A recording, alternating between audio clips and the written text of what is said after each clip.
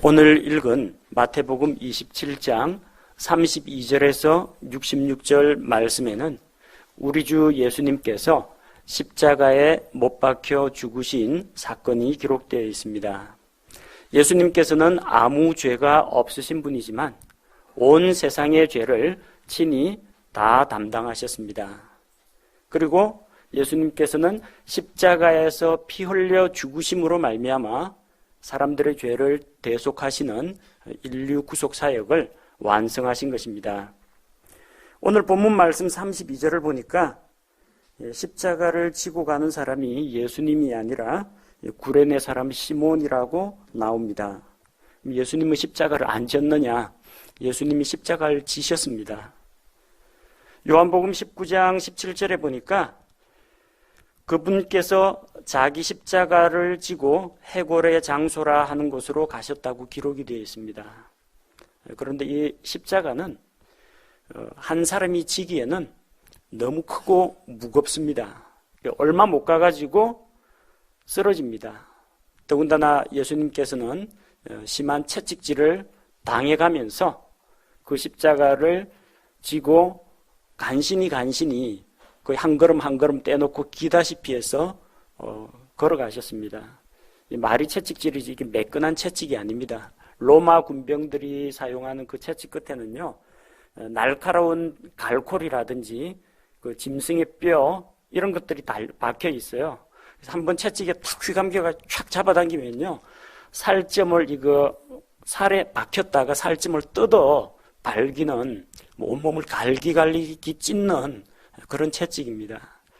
그런 채찍에 맞아가면서 갈보리 언덕까지 도저히 갈 수가 없기 때문에 도중에 시몬이라는 사람에게 주님의 십자가를 대신 지고 가게 했습니다. 다른 복음서에 보면 나옵니다. 마가복음 15장 21절에서는 알렉산더와 루포의 아버지 구레네 사람 시몬이라고 정확하게 그 사람의 연원에 대해서 기록하고 있습니다. 누가복음 23장 26절에서는 이 시몬이라는 사람이 예수님의 뒤에서 십자가를 지고 따라간 것으로 되어 있습니다. 처음에는 예수님께서 십자가를 지셨고요, 중간에 채찍에 맞아 쓰러지고 또다시 일어나가지고 또 지고 가다가 마침내 구레네 사람 시몬을 로마 군병이 강제로 징발을 해서 십자가를 지고 사형장까지 따라가도록 한 것입니다. 그래서 골고다 해골의 장소라 하는 곳까지 갔습니다. 해골의 장소라고 하는 걸로 봐서 여기가 사형장, 사형수들의 해골들이 여기저기 널려 있는 그런 곳임을 알 수가 있습니다. 자, 그리고 이 죄수를 십자가에 매달아서 죽일 때 이 십자가형이 엄청난 고통을 동반합니다. 그러니까 망나니가 이거 칼로 단번에 목을 베면 순간적으로 고통을 잠깐 넘기다가 그걸로 끝입니다. 짧은 순간에 고통 없이 죽습니다. 왜? 신경이 끊어졌기 때문에 아픔을 못 느낍니다. 근데 이 십자가는 사람을 서서히 말려 죽입니다. 온몸에서 피와 물을 한 방울씩 뚝뚝뚝 천천히 빼면서 어지럽고 현기증이 나면서, 그 다음에 자기 온 체중을 이 두 팔에, 이 팔은 못에 박혀 있죠. 거기에 지탱하면서 이 횡격막을 움직일 수가 없어요. 숨을 쉬기가 힘들어집니다. 그렇게 해서 고통 가운데 죽어가는 것이 이 십자가의 형벌이라는 겁니다. 그래서 그 고통을 덜어주기 위해서 마취제를 먹입니다. 본문 34절에 예수님께서 식초를 맛보신 이야기가 나오고요, 48절에 숨을 거두시기 전에 두 번째로 식초를 마시는 이야기가 기록되어 있습니다. 두 번 있었던 이야기입니다. 십자가에 달릴 때, 십자가에서 돌아가시기 전에. 이 죄수들에게 조금이라도 고통을 덜어주기 위해서 쓸개를 섞은 식초를 건네줍니다. 진통과 마취의 효과가 있기 때문에 사형수에게 이걸 마시게 합니다. 이 내용은 이미 구약 성경에 예언되어 있던 내용입니다. 시편 69편 21절을 보면 저희가 쓸개를 나의 식물로 주며 갈할 때, 목이 마를 때 초로 마시었사오니. 쓸개를 탄 초를 마시게 될 것을 시편 기자가 이미 대언을 통해서 이 예언을 기록해 놓았습니다. 자, 그런데 처음에 예수님께서 달리실 때 마가복음을 보면요, 쓸개를 섞은 식초가 아니라 몰약을 섞은 포도즙이라고 되어 있습니다. 쓸개보다는 조금 향이 좋은 겁니다. 쓸개는 맛이 쓰지요. 근데 몰약 그리고 포도의 즙, 이건 향이 좋습니다. 먼저 예수님에게 이 몰약을 섞은 포도즙을 건넸는데 예수님이 거부하셨습니다. 받지 않으셨습니다. 맛도 안 보셨습니다. 마가복음 15장 23절에 보니까 그들이 몰약을 섞은 포도즙을 그분께 주어 마시게 하였으나 그분께서 그것을 받지 아니하시더라. 왜 안 받았을 것 같아요? 고통을 덜어준다는데, 그것도 쓸개처럼 좀 거북한 맛이 아니라 달달한 포도즙인데 왜 안 받으셨을까요? 약속은 지켜야죠. 예수님께서 제자들과 함께 마지막 만찬을 가지신 그때의 사건을 기억하시죠? 예수님께서 아버지의 왕국에서 다시 너희들과 함께 마시는 그날까지는 포도나무의 열매에서 난 것을 내가 앞으로 마시지 않겠다고 했습니다. 마지막 주의 만찬부터 천년왕국이 세워져서 왕국의 잔치가 벌어질 때까지는 포도나무 열매에서 나오는 것은 먹지 않겠다고 분명히 약속했습니다. 그러니까 몰락 섞은 포도즙 맛도 안 봅니다. 받지 아니하셨습니다. 안 받으니까 어떻게 해요? 포도즙은 안 받으니까 식초에 쓸개를 타가지고 준 겁니다. 이건 쓸개를 탄 식초입니다. 사형수의 고통을 덜어주기 위한 일종의 마취 진정 효과가 있는 겁니다. 그런데 개역을 읽으면 아마 좀 헷갈릴 겁니다. 왜냐하면 오늘 본문 말씀 34절을 개역 성경으로 읽으면 쓸개 탄 포도주를 예수께 주어 마시게 하려 하였더니 예수께서 맛보시고 먹었습니다. 맛봤습니다. 마시고자 아니하시더라. 이걸 보니까 예수님이 분명히 마태복음 26장 29절에서는 포도나무 열매에서 난 걸 앞으로 천년왕국까지는 안 마시기로 약속을 했는데 마태복음 27장 34절 하루도 못 돼가지고 예수님이 약속을 어겨버렸어요. 쓸개 탄 포도주를, 그 포도즙도 아닙니다. 술을 마셨다. 어쨌든 맛이라도 봤다는 이야기입니다. 그래서 이 성경이 잘못된 게 아니냐. 성경이 잘못된 게 아니라 하나님의 말씀을 우리말로 번역하는 과정에서 그런 오류가 있었기 때문에 마치 성경 말씀이 잘못된 것처럼 보이는 겁니다. 킹제임스 성경으로 읽으면 문제없죠? 예수님 포도즙이나 포도주 안 마셨습니다. 쓸개 탄 식초를 마셨습니다. 그것은 시편 69편에 나오는 예언의 성취이지 예수님께서 말씀을 어기신 게 아니라는 겁니다. 그리고 35절에 보니까 로마 군사들이 예수님을 십자가에 못 박은 뒤에 그분의 옷을 나눠 가졌습니다. 당시 전통이 그렇습니다. 마지막까지 사형장에서 사형을 집행하는 이 병사들은 사형수가 가지고 있던 그 옷을 자기들끼리 나눠 갖는 그런 풍습이 있었습니다. 이것 역시 시편 22편 18절에 예언된 내용입니다. 시편 22편은 메시아 시편이라고도 불리는데 예수님의 그 십자가의 고난에 대해서 예언이 되어 있는 시편입니다. 자기들끼리 내 옷들을 나누고 내 겉옷을 놓고 제비를 뽑나이다. 그래서 예수님께서는 마지막 가지고 있던 옷 한 벌까지도 다 아낌없이 내어주고 가셨습니다. 무슨 죄로 그분께서 십자가에 못 박히셨습니까?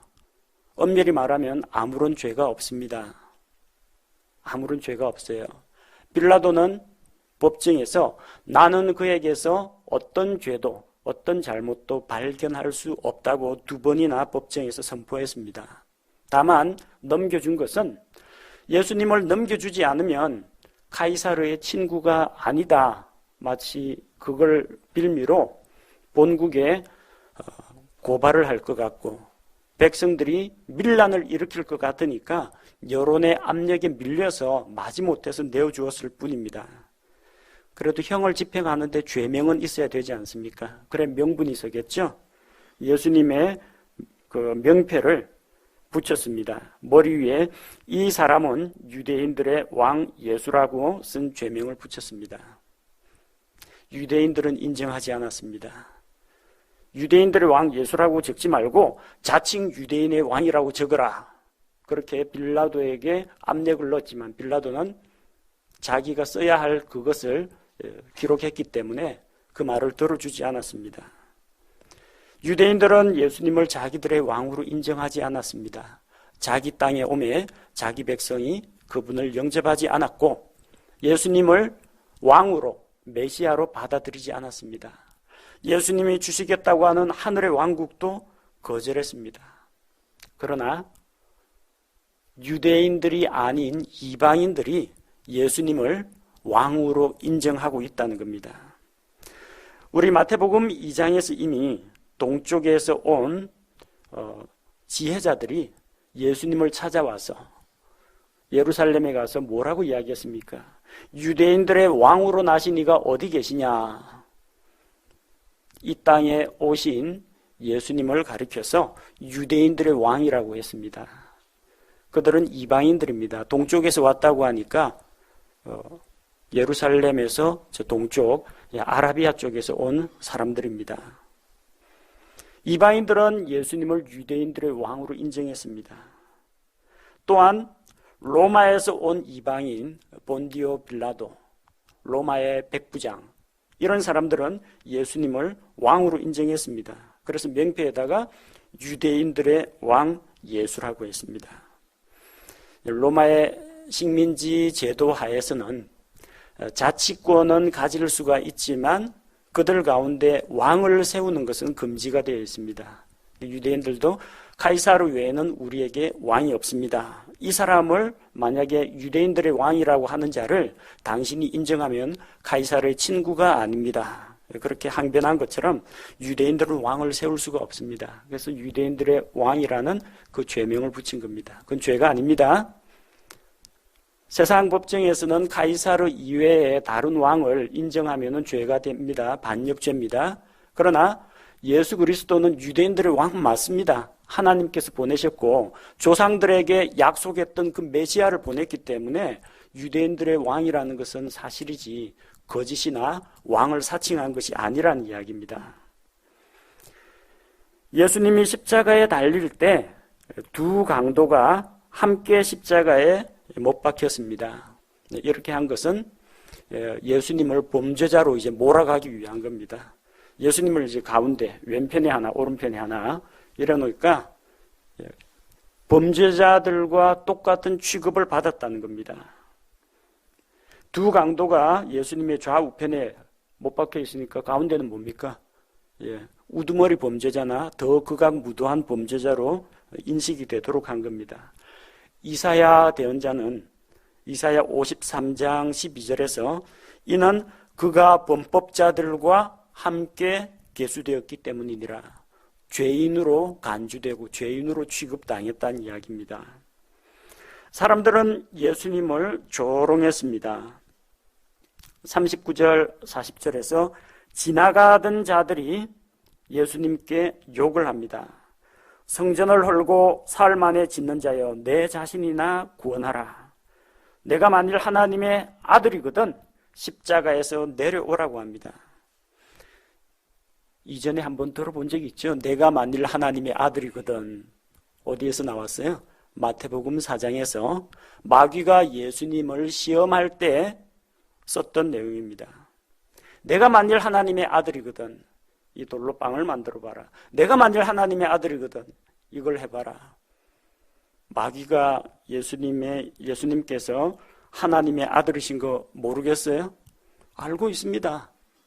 처음부터 계신 삼위일체 하나님 성부, 성자, 성령님께서 계셨고 바로 그분께서 그룹들 창조하실 때 루시퍼도 만들었어요. 루시퍼가 자기 창조주 몰라보겠어요? 압니다. 하나님이시요 하나님의 아들이시요 그리스도라는 거 압니다. 근데 예수님에게 도전하는 겁니다. 내가 만일 하나님의 아들이거든. 지나가던 자들 역시 마찬가지입니다. 마귀하고 똑같은 이야기를 합니다. 내가 만일 하나님의 아들이거든 내려오라는 겁니다. 41절에서 43절에 보니까 수제사장들, 서기관들, 장로들, 이스라엘 백성들의 종교 지도자, 정치 지도자 이런 사람들도 예수님을 왕으로 인정하지 않고 조롱합니다. 그가 남들은 구원하였으나 자기는 구원할 수 없다. 그가 이스라엘의 왕이라면 아니란 이야기죠. 왕이거든 십자가에서 내려오라는 겁니다. 못 내려온다는 걸 알거든요. 능력이 없어서 못 내려오는 게 아니라 사람들의 죄를 대속하시기 위해서 내려오실 수가 없는 겁니다. 그래서 만약 내가 이스라엘의 왕이라면 십자가에서 내려오라는 겁니다. 그러면 우리가 믿겠다 했습니다. 내려오면 믿을 것 같아요? 안 믿습니다. 조롱하는 말입니다. 그러면서 그들이 뭐라고 조롱합니까? 그가 하나님을 신뢰하였으니 그분께서 그를 원하시면 이제 그를 건져내실 것이라. 왜냐하면 그가 말하기를 나는 하나님의 아들이라고 하지 않았느냐? 진짜 하나님의 아들이면 하나님이 그를 기뻐하사 이는 내 사랑하는 아들이요 내가 크게 기뻐하는 자라 하셨으니까 십자가에서 내려줘야 정상이 아니겠느냐 하는 겁니다. 이 조롱 역시 메시아 시편 22편 8절에 기록되어 있습니다. 그가 주를 신뢰하여 그분께서 자기를 건지실 줄로 믿었도다. 그분께서 그를 기뻐하셨으니 그를 건지시리로다 하나이다. 이렇게 대적들이 예수님을 비웃을 것을 미리 알고 성경에 예언으로 기록해 놓은 것입니다. 또한 그분과 함께 십자가에 못 박힌 두 강도들 역시 예수님을 조롱하고 모욕을 합니다. 마태복음에서는 강도들도 그분을 욕했다 그렇게 돼 있는데 누가복음 23장을 읽어보면 두 강도 중에 한 사람은 나중에 돌이켜서 회개하고 돌아옵니다. 주여 주께서 주의 왕국으로 들어오실 때 나를 기억하소서. 뒤늦게 자기 죄를 깨닫고 죄 없으신 예수님께서 십자가에서 자기들의 죄를 대신해서 달리셨다는 것과 우리는 이 일에 합당한 보응을 받거니와 이분은 아무런 죄가 없다. 내가 하나님 앞에 죄인입니다. 예수님은 죄가 없습니다. 예수님께서 나 대신 십자가에서 대신 못 박히셨습니다. 그리고 주께서 주의 왕국으로 들어오실 때 예수님 십자가에서 죽는데 주의 왕국으로 들어오실 때 예수님 십자가에서 죽으시고 부활하시고 다시 오실 것까지 믿고 있었던 겁니다. 예수님께서 그에게 낙원을 약속해 주셨습니다. 두 강도 가운데 한 사람은 그래서 마지막 죽기 직전에 정말로 극적으로 구원을 받습니다. 아무런 해놓은 것도 없고 또 하나님 앞에 자랑할 것, 내세울 것 하나도 없지만 오로지 주님의 은혜를 간구하면서 하나님의 은혜를 믿음으로 받아들임으로 말미암아 그는 구원을 받았습니다. 45절에서 56절에 나오는 것은 예수님께서 십자가에서 죽으시는 그 사건입니다. 45절에 보니까 어둠이 온 땅을 덮었다고 했습니다. 하나님께서 자기 아들 예수 그리스도를 철저히 외면하셨습니다. 지금 예수님은 하나님의 아들의 신분이 아니라 온 인류의 죄를 다 그분께 전가하고 하나님 앞에서 죄가 되어 있는 상태입니다. 하나님께서 죄를 알지도 못하신 분으로 우리를 대신하여 죄를 삼으셨다고 고린도후서 5장 21절에 기록하였습니다. 그래서 이 죄의 덩어리가 되신 예수님, 하나님은 거룩하신 하나님이기 때문에 죄에 대해서는 철저하게 미워하고 외면하십니다. 이사야 59장 2절 말씀과 같이 하나님께서는 죄의 장벽이 가로막고 있으면 사람들과 만나주지를 않으십니다. 죄는 하나님과 사람 사이를 분리하고 단절을 가져오는 겁니다. 그래서 예수님께서는 부르짖었습니다. 엘리 엘리 라마 사박다니. 이거는 아람어로 예수님께서 말씀하셨는데, 나의 하나님이여 나의 하나님이여 어찌하여 나를 버리셨나이까, 그런 뜻입니다. 이것 역시 시편 22편 1절에 기록되어 있는 그 예언의 내용이 이제 이루어진 것입니다. 예수님께서는 하나님께 기도할 때 아버지여 하고 기도했습니다. 겟세마네 동산에서도 아버지여 그렇게 기도했고, 죽은 나사로를 살릴 때에도 아버지여 하고 기도를 했습니다. 그분을 아버지로 불렀습니다. 그런데 지금 이 대목에서는 나의 아버지가 아니고 나의 하나님입니다. 아버지 아들 사이가 아니에요. 공의로우신 재판장과 사람들의 모든 죄를 대신 담당하고 있는 이 죄를 덮어 쓰신 그 예수님과의 관계입니다. 나의 하나님, 하나님이라고 불렀습니다. 그렇게 부르짖는데 하나님께서 예수님의 목소리에 귀를 기울이거나 예수님을 십자가에서 내려주지 않고 십자가에서 그 고난과 형벌을 고스란히 받도록 했습니다. 하나님께서는 죄에 대해서는 엄격하게 심판을 하십니다. 우리 각 사람에 대해서 심판을 하셨다면 아마 살아남을 사람이 아무도 없을 겁니다. 그러나 사람들의 죄를 모두 모아 예수 그리스도에게로 전가하고 십자가에서 자기 아들을 대신 심판하셨습니다. 예수님이 우리 대신 심판과 형벌을 받으신 것입니다. 이렇게 함으로써 하나님의 공의가 실현되었습니다. 사람들을 용서하되 아무렇게나 용서해 주는 게 아닙니다. 죄 마음대로 지어도 괜찮다, 내가 무조건 용서해 주겠다, 이러면 공의의 하나님이 아닙니다. 죄에 대해서는 엄격하게 반드시 심판을 하셨습니다. 십자가에서 심판을 하셨습니다.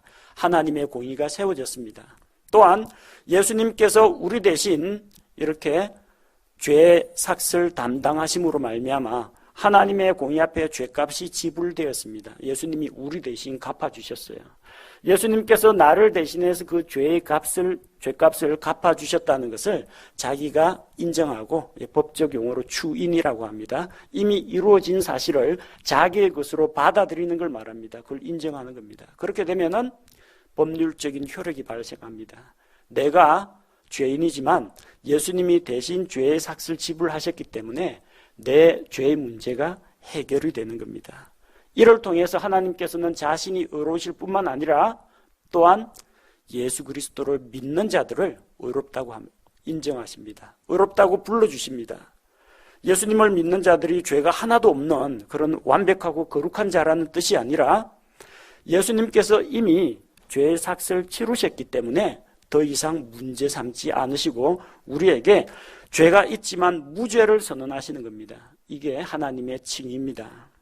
예수님이 십자가에 달리심으로 우리의 죄를 대신 담당하심으로 말미암아 우리가 의롭게 되고 죄의 용서를 받게 된 것입니다. 본문 47절에서 49절 보니까 예수님께서 엘리 엘리 라마 사박다니 하니까 엘리 엘리 하니까 밑에 듣던 사람들이 잘 안 들리겠지. 엘리 엘리 하니까 엘리야를 부른다라고 생각하는 겁니다. 어디 엘리야가 와서 도와주나 보자 그러는 겁니다. 그리고 48절에 그들 중 한 사람이 달려가서 해면을 가져다가 식초에 적셔서 갈대에 달아 그분께 주어 마시게 합니다. 두 번째로 식초를 마시는 겁니다. 아까는 십자가에 달릴 그 초반에, 이제는 숨을 거두시기 전에. 근데 개혁은 자꾸 예수님이 술을 마셨다고 이야기합니다. 마태복음 27장 48절을 그 중에 한 사람이 곧 달려가서 해용을 가지고 신 포도주를 머금게 하여 갈대에 꿰어 마시우거늘.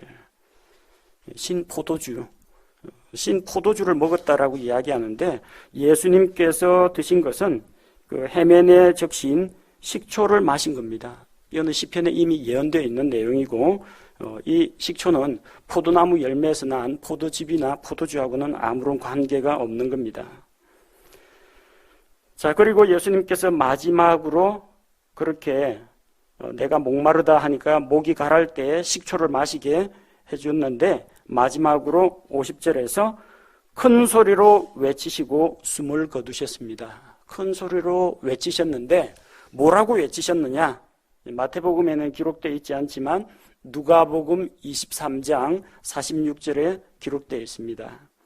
아버지여 내 영을 아버지의 손에 맡기나이다. 사람이 죽으면 영과 혼과 몸이 다 분리가 됩니다. 사람이 죽으면 이 세 가지가 분리돼서 영은 그것을 주신 하나님께로 돌아갑니다. 전도서 말씀과 같습니다. 그 다음 몸은 시체가 되어가지고 땅에 묻힙니다. 혼은 낙원이나 지옥, 구원받은 혼은 낙원으로, 구원받지 못한 혼은 지옥으로 들어갑니다. 그래서 사람은 영, 혼, 몸으로 이루어져 있는데 죽으면 이게 분리가 되는 겁니다. 그래서 예수님의 영은 어디로 갔어요? 아버지 손으로 갔습니다.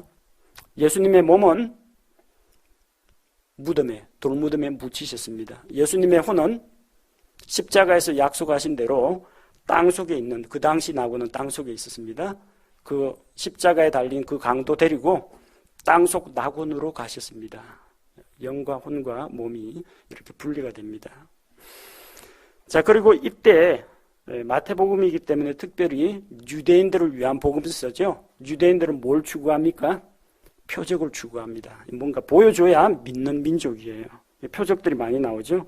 51절에 보니까 성전의 휘장이 위에서 아래까지 둘로 찢어지고 땅이 진동하고 바위들이 터지고 무덤들이 열리고 잠든 성도들의 많은 몸이 일어났다고 했습니다. 유대인들에게 믿을 만한 표적들을 하나님께서 보여주시는 겁니다. 성전의 휘장이라는 건 뭘 말하느냐면 성전은 성소하고 지성소로 나뉩니다. 그래서 처음 들어가면 성소예요. 전체 성소 가운데에서 3분의 2를 차지하는 게 이 성소, 홀리 플레이스라고 하고 안쪽에 있는 3분의 1에 해당되는 그 부분을 가리켜서 지성소, the most holy라고 합니다. 근데 성소 안에는 들어가면 뭐가 있어요? 거기 들어가면은 이 진열해 놓은 빵이 있습니다. 빵 진열대가 있고, 그 다음에 빛을 밝혀주는 순금 등대가 있고요. 그 다음에 하나님의 영광을 함부로 볼 수 없도록 향연기를 피우는 금향단이 있습니다. 그리고 금향단 요 바로 뒤편에 배경으로 커튼이 하나 쳐져 있어요. 그게 성전의 휘장, 성소의 휘장입니다. 이거는 성소와 지성소를 구분하는 막입니다. 아무나 못 들어갑니다. 1년에 한 번 이스라엘의 속죄일에 대제사장만이 들어갈 수가 있습니다. 그 들어가는 절차도 복잡해요.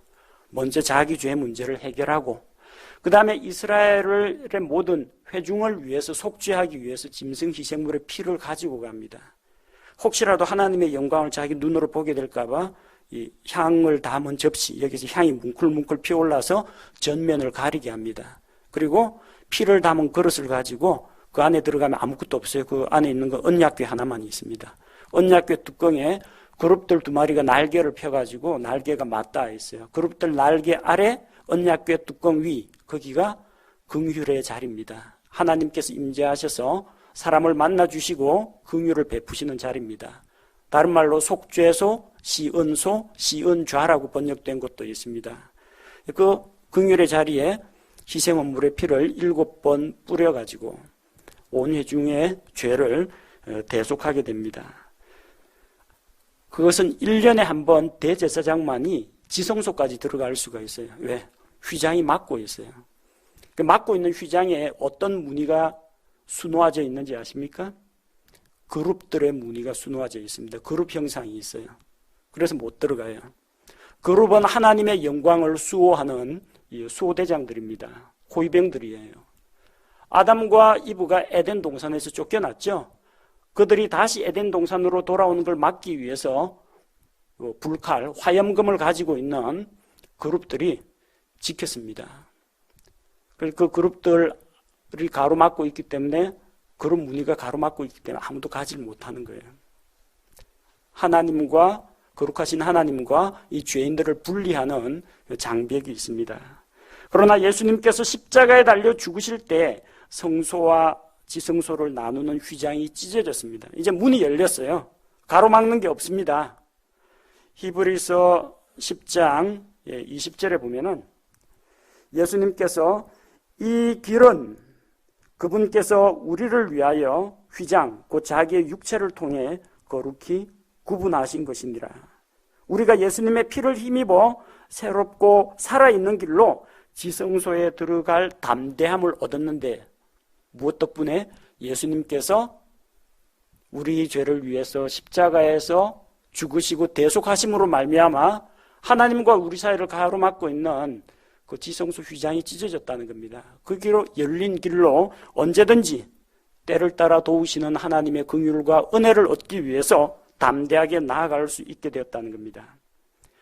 또한 예수님께서 십자가에 달려 돌아가실 때 잠든 성도들 중 많은 몸이 부활했다고 했습니다. 많은 몸입니다. 모든 구약 성도가 아닙니다. 모든 구약 성도가 부활하게 되는 것은 예수님께서 이 땅에 지상 재림할 때 일어날 일입니다. 욥기에 기록된 것처럼 내가 알기에는 나의 구속자께서 살아계시는데 그분께서 마지막 때에 땅 위에 서실 것이라. 그때가 되면 나의 이 썩은 몸이 부활을 해서 내가 육체 안에서 몸을 입고 하나님을 볼 것이라고 욥이 고백했습니다. 모든 구약 성도가 아니고 예표로서 많은 구약 성도들의 몸이 부활을 했습니다. 그들은 부활해서 예수님이 부활하신 뒤에 무덤 밖으로 나와서 거룩한 도시로 들어가 많은 사람에게 보였다고 했습니다. 거룩한 도시는 땅에 있는 예루살렘을 이야기합니다.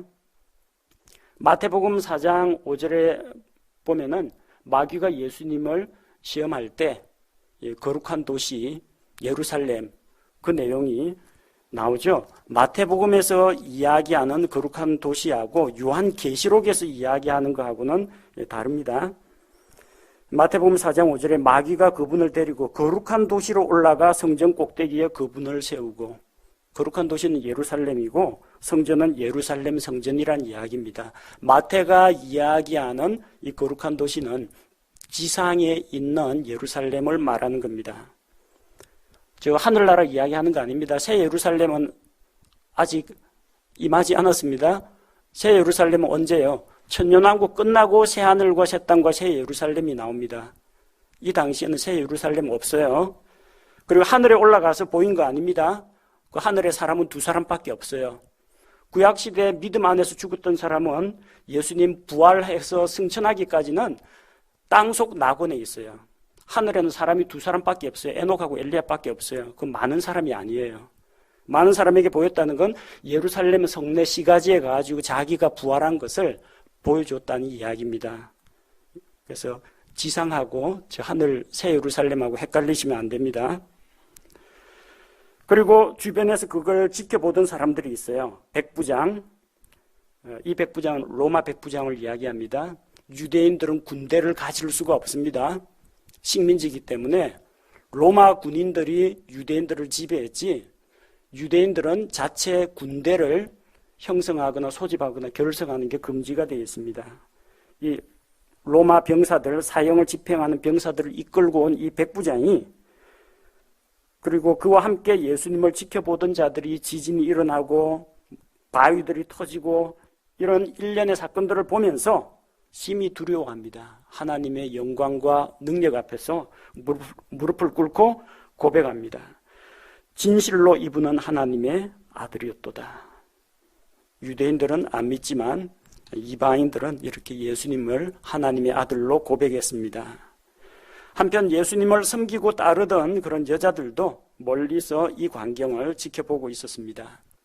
예수님께서는 자기 개인 소유 무덤도 없습니다. 재산이 없어요. 부동산이 없다는 겁니다. 그래서 부자의 묘실에 묻히게 됩니다. 아리마대 요셉이라는 이 부자가 있는데 그 사람도 예수님의 제자입니다. 그래서 빌라도에게 가서 예수님의 몸, 예수님의 그 죽은 시체를 넘겨달라고 요청을 해서 깨끗한 암화포로 예수님의 시체를 싸고 장사 지냅니다. 이사야 53장 9절에 그는 죽어서는 부자와 함께 하였다라고 했는데 부자의 묘실에 장사되었다는 겁니다. 이 납골 돌무덤은 1인용이 아닙니다. 사람 시체 넣어가지고 시체가 썩고 부패하면 나중에 뼈를 추려갖고 항아리에 담아가지고 안쪽으로 밀어 넣습니다. 다음에 또 누가 죽으면 그 자리에 또 시체 넣어가지고 침상 위에 눕혔다가 시체에서 이제 진물 다 빠지고 시체 다 썩어 부패해가지고 뼈만 남으면 뼈를 추려가지고 또다시 항아리에 넣어서 밀어 넣습니다. 부잣집하고 같이 예수님 묘실을 같이 썼다는 겁니다. 그러나 물론 예수님은 시체가 썩거나 뼈를 추리거나 그렇게 하진 않았죠. 부자의 묘실에 예수님의 몸이 사흘 동안 머물러 있었습니다. 사흘 뒤에 예수님께서 몸을 입고 부활을 하시는 겁니다. 제자들은 다 도망갔지만 막달라 마리아와 다른 마리아가 예수님의 무덤 자리를 확인합니다. 마가복음 15장 47절에는 막달라 마리아와 요새의 어머니 마리아라고 기록이 되어 있습니다. 그리고 62절에서 66절을 보면 군사들이 예수님의 무덤을 지킵니다. 왜 지키느냐? 수제사장들과 바리새인들이 무덤을 지켜달라고 빌라도에게 부탁을 합니다. 왜 지켜야 되느냐 하면 그 사람이 살아있을 때 사흘 뒤에 다시 일어날 것이다, 부활할 것을 이야기했다는 겁니다. 그게 이제 신경이 쓰이는 겁니다. 제자들은 예수님이 부활할 것 기대도 안 했습니다. 제자들은 뿔뿔이 다 흩어졌어요. 오히려 여인들도 기대는 안 했습니다. 여인들은 부활한 예수님을 만나러 간 게 아니라 시체를 만나러 갔습니다. 그래서 시체에 바를 향품을 가지고 갔죠. 예수님 부활할 거 알았다면 향품을 왜 준비합니까? 그 시체에 바를 향품을 왜 가져갔겠어요? 기대도 안 했어요. 여자들이 보고 놀라가지고 베드로하고 요한한테 이걸 알려주니까 베드로 요한이 가서 확인하러 무덤으로 달려갔던 겁니다. 제자들은 예수님 부활 기대도 안 했어요. 예수님 부활할 것을 누가 제일 걱정했느냐? 수제사장들이, 불신자들이 제일 신경을 쓰고 있었습니다. 혹시라도 부활하면 어떡하나? 그럴 리는 없지만 부활하면 큰일이거든요. 또 혹시 제자들이 시체를 훔쳐다가 다른 곳에 감추고 부활했다라고 거짓 소문을 퍼뜨릴까 봐 그게 신경 쓰였고, 아니면 진짜로 부활해가지고 이거 나오면은 곤란하니까 나오거든 이제 군병들 시켜서 다시 죽여야 되겠죠. 그래서 무덤에 파수꾼 세우고 돌로 막아둔 겁니다.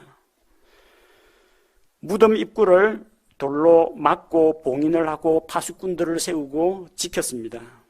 이게 만약에 아무도 안 지켰다면 제자들이 훔쳐갔다 이런 말이 성립하겠지만, 그들이 무덤을 지켰기 때문에 누가 그분의 시체를 가져갔다라고 이야기할 수가 없는 겁니다. 그래서 예수님께서는 사흘간 땅의 중심부로 내려가셨고 그분의 몸은 사흘간 돌무덤 속에 있었습니다. 예수님의 십자가의 죽으심 또한 장사되심, 바로 우리의 죄를 대신하기 위해서입니다.